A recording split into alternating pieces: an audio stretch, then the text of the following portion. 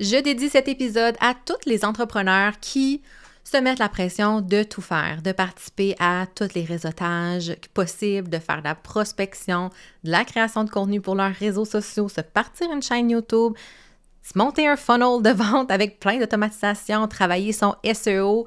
Bref, juste ça, là, c'est beaucoup. Et je dédie cet épisode à tous ces entrepreneurs qui se mettent la pression de tout faire. Pourquoi? Parce que c'est clairement la meilleure façon de s'épuiser et de s'éparpiller et de ne pas finalement arriver à attirer facilement, clairement, de nouveaux clients. Et aujourd'hui, je te parle de 4 profils d'acquisition de clients et j'espère que ça va te parler, que tu vas pouvoir identifier le tien. As-tu le feeling que c'est vraiment plus facile pour les autres? L'impression que tu fais déjà tout ce qu'il faut pour réussir? T'es passionné, t'as une mission inspirante puis de l'ambition qui ne connaît pas de limite. Mais la jungle entrepreneuriale est remplie de fausses promesses et de stratégies trop compliquées. 180 degrés, c'est bien plus qu'une mesure. C'est une perspective, un horizon. Je suis Mélanie Allé, fondatrice de Synapse Marketing. Je t'invite à explorer avec moi une approche unique, celle de prendre de la hauteur pour voir grand, pour voir loin. Parce que voir à 180 degrés, c'est regarder l'ensemble du paysage sans se perdre dans les détails. Salut à toi, j'espère que tu vas bien. Alors, heureuse de te retrouver dans un épisode solo où j'ai envie d'aborder une question que je me fais souvent demander, surtout aussi par les consultations que je fais, les accompagnements. Ça reste un enjeu, en fait, numéro 1, en fait, pour la plupart des entrepreneurs et des entreprises, c'est comment je fais pour aller chercher des nouveaux clients. Et la raison pour laquelle aujourd'hui les entrepreneurs sont brûlés, parce qu'ils pensent qu'ils doivent tout faire, parce qu'ils pensent qu'on doit autant créer plein de contenus, améliorer notre site web constamment, avoir une stratégie SEO, des tunnels de vente, faire de la pub, la prospection, aller à des réseautages. Juste énumérer cette liste-là, je suis un peu essoufflée puis je suis un peu fatiguée. Fait que j'imagine pas ceux et celles qui se mettent la pression de devoir faire tout ça à la fois. Et c'est un peu ce que je voulais démystifier. Parce que quand on parle d'acquisition de clients, on peut aller vers plusieurs stratégies. C'est d'ailleurs mon rôle de t'aider, de t'accompagner à identifier c'est quoi les leviers les plus intéressants, porteurs, adéquats aussi en fonction de tes besoins, tes aspirations. Mais pour t'aider à débroussailler un peu tout ça de ton côté, je t'ai préparé en fait cet épisode-là parce que pour moi, c'est comme si je vois un peu 4 profils types de, on va dire, d'acquisiteurs, on se dit-tu, d'entrepreneurs qui vont justement avoir des stratégies distinctes, ou du moins numéro 1, ça se peut que tu fasses plusieurs choses à la fois. Encore là, c'est de se poser la question, est-ce que tout ça est vraiment requis? Tu sais, quand on parle là, de la loi de Pareto, le 80-20, est-ce qu'il y a peut-être des choses que tu fais en ce moment qui t'apportent aucune acquisition, aucun nouveau client et qui peut-être nécessiterait à juste, tu pourrais laisser tomber ces actions-là et faire autre chose et maximiser ce que tu fais déjà. C'est un peu l'objectif de l'épisode. Donc, juste pour t'expliquer un petit peu concrètement ce que je veux dire par là, c'est qu'on me demande souvent, bien, Mélanie, si je veux aller chercher des nouveaux clients, est-ce que je suis obligée de créer du contenu pour les réseaux sociaux? Et la réponse est clairement non. Il y a plein d'entrepreneurs, d'entreprises qui vivent sans avoir une présence marquée, une puissance forte sur les réseaux sociaux. Alors, la réponse, c'est oui. Ce qu'il faut savoir, c'est, OK, si on renonce, si on dit, ben moi, dans mon entreprise, là, je ne vais pas créer de contenu de façon régulière, ça ne sera pas un levier pour moi, ben c'est parfait, puis c'est bien correct. Mais ça va être quoi tes autres leviers? Parce que des fois, ce que je vois, c'est un peu la pensée magique de dire, ben moi, les réseaux sociaux, ça me fait un peu suer, j'aime pas ça, j'ai l'impression de toujours être à la merci des algorithmes, alors je vais juste arrêter. Puis des fois, arrêter, ben ça veut juste dire renoncer à faire ces actions-là qui nous mettaient de l'avant, qui nous rendaient visibles. Et là, ben s'ensuit une genre de spirale de « OK, ouais, là, j'ai moins de clients qui arrivent, j'avais pas pensé à qu'est-ce que je devais faire d'autre à la place. » Donc, c'est un peu ça que j'ai envie qu'on parle. Mais justement, le premier profil que j'ai identifié, c'est justement le profil plus social, le profil plus visible réseaux sociaux. OK? Donc, ce que je veux dire par là, c'est la façon d'aller chercher ses clients va être de créer du contenu sur les réseaux sociaux qui va vraiment bien positionner l'entrepreneur, qui va vraiment montrer ses forces, qui va connecter. On va être beaucoup, tu sais, la force est beaucoup dans le contenu de qualité, le contenu authentique, celui qui apporte quelque chose, qui fait en sorte que on voit rapidement là, l'investissement de temps, parce que oui, ça demande du temps à investir, mais ça peut permettre, avec une bonne stratégie, ça peut permettre d'aller chercher quand même pas mal de monde et donc plusieurs clients potentiels, chose qui, avant, il fallait faire ça en faisant des cold calls, du porte-à-porte, afficher sur un autobus, espérer qu'il y ait des gens qui viennent vers nous ensuite. Aujourd'hui, on peut faire ça dans le confort de son foyer avec notre téléphone et on peut créer du contenu. Évidemment, c'est pas aussi simple que ça, là. Je suis pas désillusionnée, je suis pas complètement à côté de la plaque non plus. Je le sais que ça demande souvent des connaissances, des formations, de l'accompagnement, mais ça reste quelque chose qui peut être super intéressant. Donc, moi, je fais partie de l'équipe de celles qui aiment créer du contenu. Je le dis souvent, si j'avais plus de temps de disponible dans ma semaine à investir sur mon entreprise, je créerais toujours plus de contenu. C'est pas faute de pas aimer ça si j'en crée moins dans les derniers mois, parce que moi, j'aime fondamentalement ça et je trouve que ça crée une connexion qui est forte, que ça attire vraiment naturellement des clients qualifiés. Ça permet de bâtir une audience et de me faire recommander, de me faire quasiment reconnaître. Là, c'est arrivé dernièrement. Puis, tu sais, pour moi, ça me prouve que les investissements, les efforts que j'ai mis en valent la peine. Mais c'est pas pour tout le monde. Et c'est pour ça que je te parle en fait du deuxième profil, qui est le profil que j'appelle la réseauteuse. OK? C'est celle qui est capable de créer des opportunités par le lien humain. Tu sais, cette personne-là qui est vraiment en mode développement des affaires, qui va être sur les groupes Facebook à répondre aux messages, référer des gens, mais aussi se référer, évidemment. Donc, qui va être vraiment plus en logique de prospection. On le voit beaucoup, là, aujourd'hui, avec toutes les gens qui font appel à des closers, des setters, là, toutes ces professions nouvelles qui existent là, aujourd'hui, qui, dans le fond, là, pour celles qui ne connaisseraient peut-être pas ces termes-là, mais un setter, c'est quelqu'un qui va être formé pour créer, en fait, aller chercher des opportunités. Donc, ceux, en fait, qui vont un peu aller... pas marauder, là, mais ils vont aller regarder les groupes Facebook et voir qui seraient des clients potentiels en fonction de leur message et qu'est-ce qu'ils publient pour ensuite tendre une perche de « Hey, on a quelque chose, est-ce que ça t'intéresserait d'avoir un appel? » Et le closer va être la personne sur l'appel qui va vouloir, comme son nom l'indique, closer un deal, closer une transaction. J'aime tellement pas ces termes-là, c'est tellement pas mon genre, mais ça existe, ça fonctionne. Dans plein de business, ça a été game changer d'avoir cette approche-là. Pense à tous ceux justement qui font du réseautage, des BNI. Là-dedans, là, c'est qu'on met sur les qualités des relations. On bâtit beaucoup de relations. On rencontre des humains.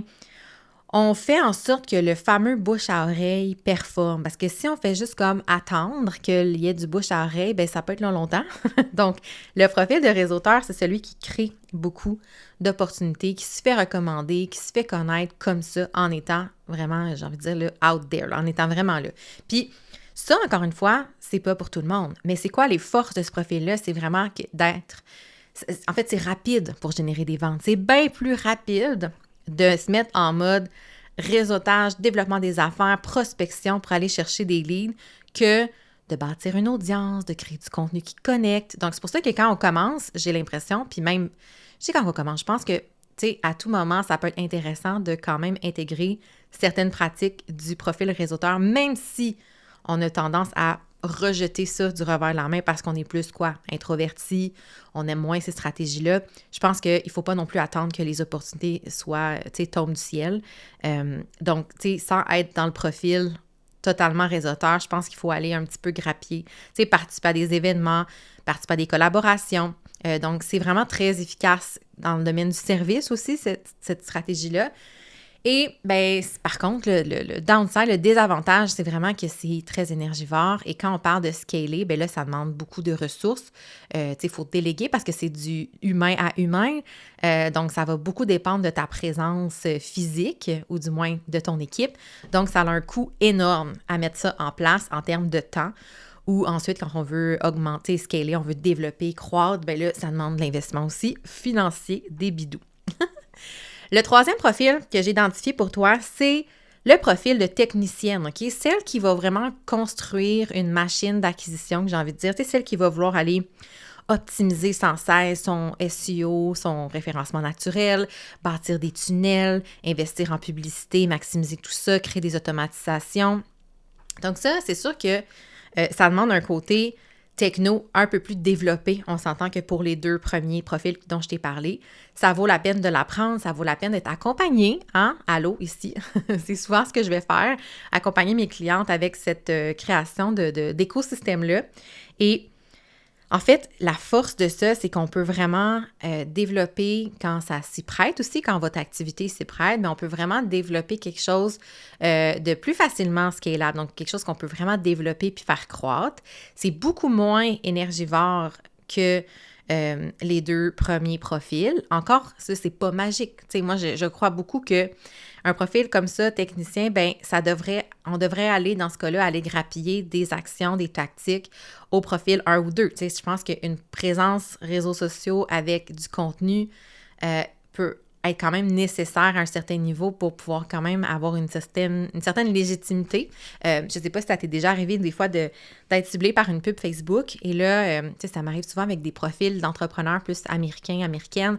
Puis là, je clique juste pour aller voir, stalker en bon québécois, aller espionner, ben pas espionner, aller voir en fait, découvrir le profil Instagram ou Facebook de cette entreprise-là, puis de me rendre compte que, oh boy, OK, il publie genre une fois par année, il n'y a pas grand stock qui me dit, tu sais, il n'y a pas de contenu vraiment pour me mettre sous la dent, comme on dit, et je reste un peu sur ma faim, parce que j'ai l'impression que, OK, tu sais, c'est-tu une coquille vide, c'est-tu un front, parce qu'on sait qu'il y a beaucoup d'entreprises, tu sais, surtout maintenant avec l'IA, là, des pubs d'IA, de produits, de faux produits, là, des affaires, tu sais, tu fais faire ça en Chine à bas coût, tu fais un petit brand, tu sais, sur le coin d'une table, puis là, on prend des vidéos IA, puis là, on annonce ça, puis là, on dit que c'est révolutionnaire, puis des fois, je regarde les commentaires, puis je me dis, oh boy, il y a beaucoup de gens qui ne voient pas que c'est de l'IA, ça me fait un peu peur.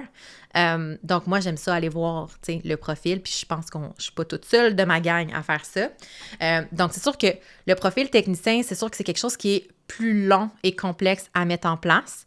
Et justement, si on le pousse à l'extrême, il y a quelque chose de très déconnecté de l'humain, dans le sens que, tu sais, tout est automatisé, puis il n'y a pas de contenu justement après à se mettre sous la dent ou encore de se faire découvrir via des événements, des réseautages et tout ça. Donc, pour moi, comme je dis, la limite, c'est qu'il faut aller chercher un petit peu de tactique, tu sais, soit du côté de la réseauteuse, du réseautage ou de la visibilité en termes de contenu pour venir vraiment, je dirais, équilibrer cette stratégie-là. Après ça, le 4e et dernier profil dont je voulais te parler, c'est le profil de type plus autorité. OK? Ça, c'est quelqu'un qui va vraiment être là pour se bâtir une crédibilité et un positionnement très fort. Là-dedans, je fais référence à tout ce qui est PR, OK? Relations de presse, médias. Donc, tu sais, tu les connais peut-être, là, des gens qui ont commencé à faire des actions, du contenu, mais qui rapidement vont aller attirer de l'attention des médias plus traditionnels. Donc ça, c'est vraiment, tu sais, par exemple, quand on écrit un livre, ben souvent, ça va devenir une carte de visite pour les médias traditionnels. Tu sais, eux, ils ont faim de ça, là, des gens qui ont des opinions puis qui ont créé une méthode ou un livre pour parler de ça. Donc ça rentre là-dedans. Tout ce qui est aussi, tu sais, des podcasts d'envergure ou même podcast, il y en a de toutes sortes, mais de vraiment travailler la stratégie média pour, justement, j'ai envie de dire, être rapidement reconnu comme une figure d'autorité. Là, tu vas me dire, ben Mélanie, je peux faire ça aussi, là, si j'ai les autres profils. Je suis comme, oui, mais il y a clairement des profils d'entrepreneurs que je vois qui c'est on va dire, le canal ou la mission première dans la stratégie de développement des affaires.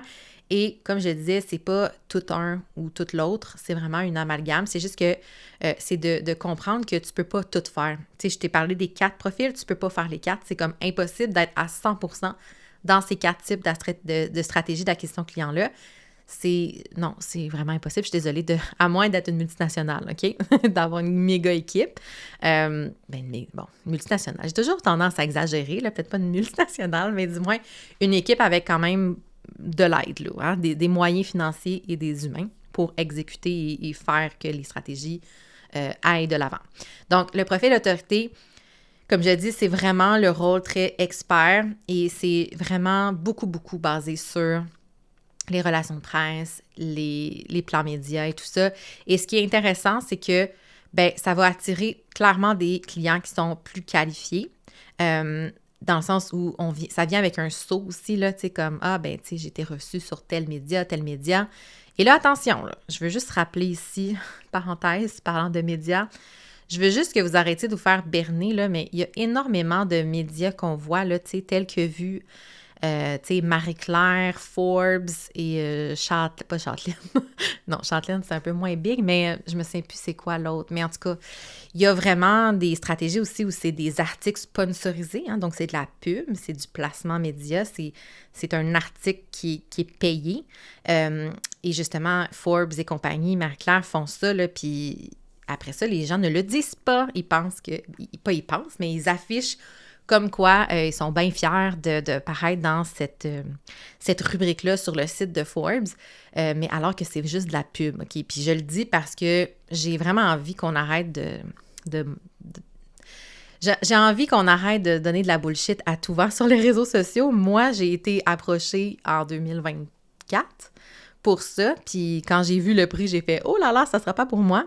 Parce que, tu sais, la stratégie, elle n'est pas mauvaise quand on a des entreprises de produits, par exemple. Puis même dans le service, là, on peut vouloir aller chercher de la pub dans les médias traditionnels puis payer pour des articles sponsorisés. En soi, c'est aucunement mal.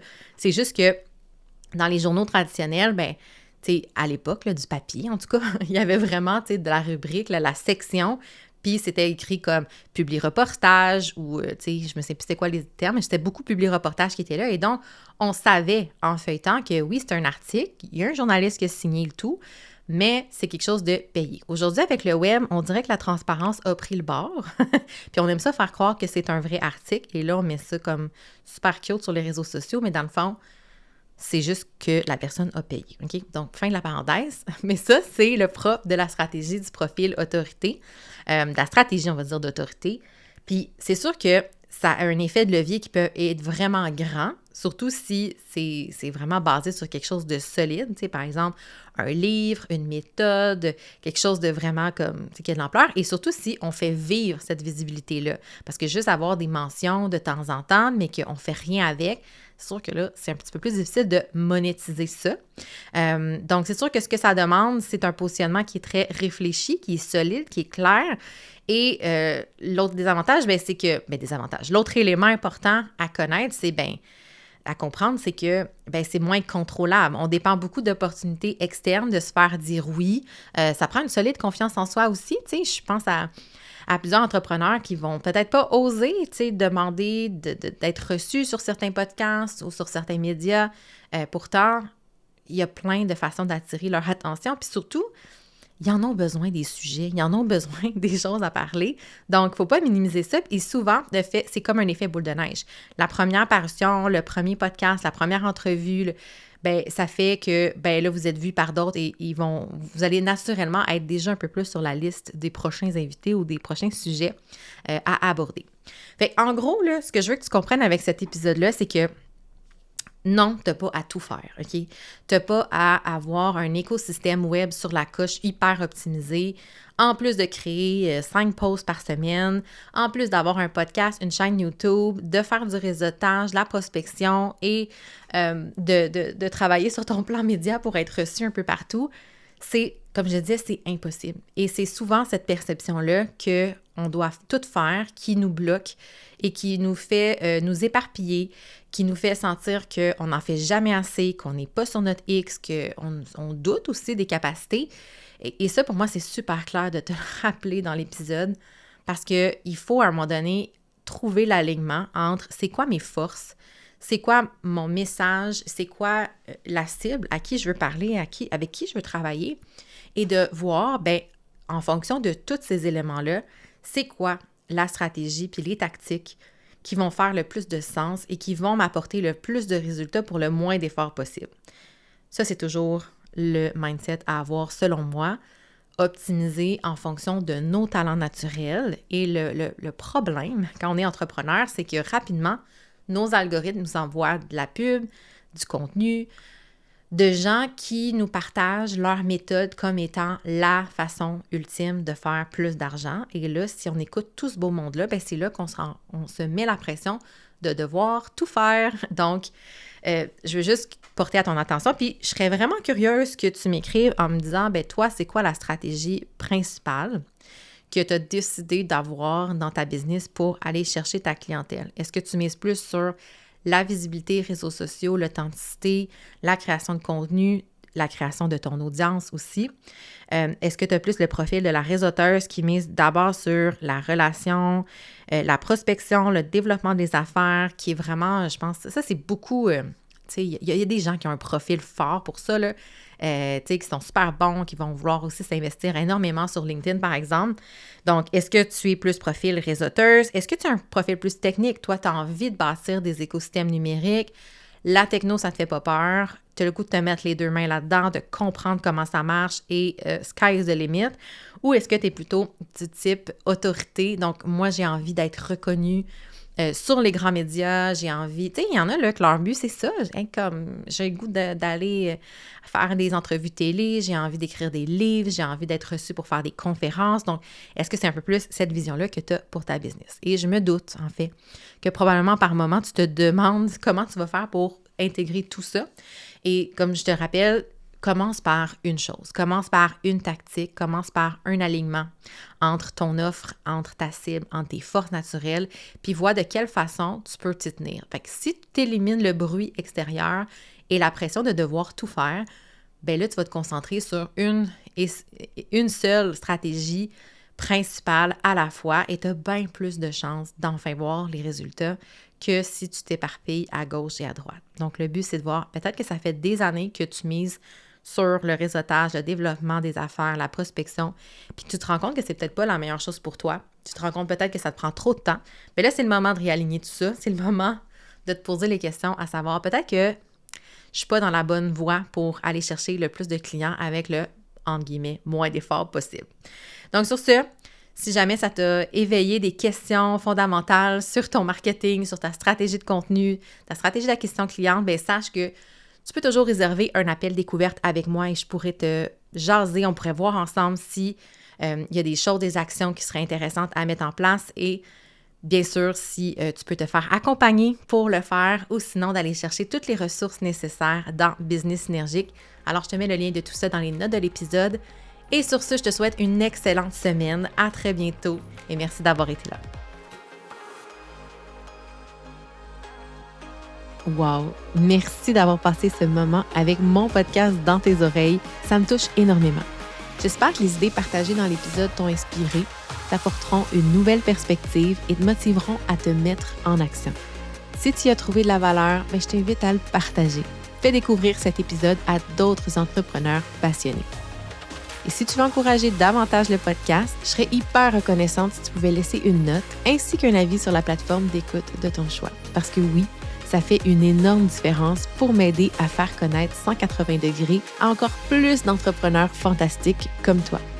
À très bientôt pour un autre épisode et d'ici là, n'oublie pas que ta mission fait toute la différence.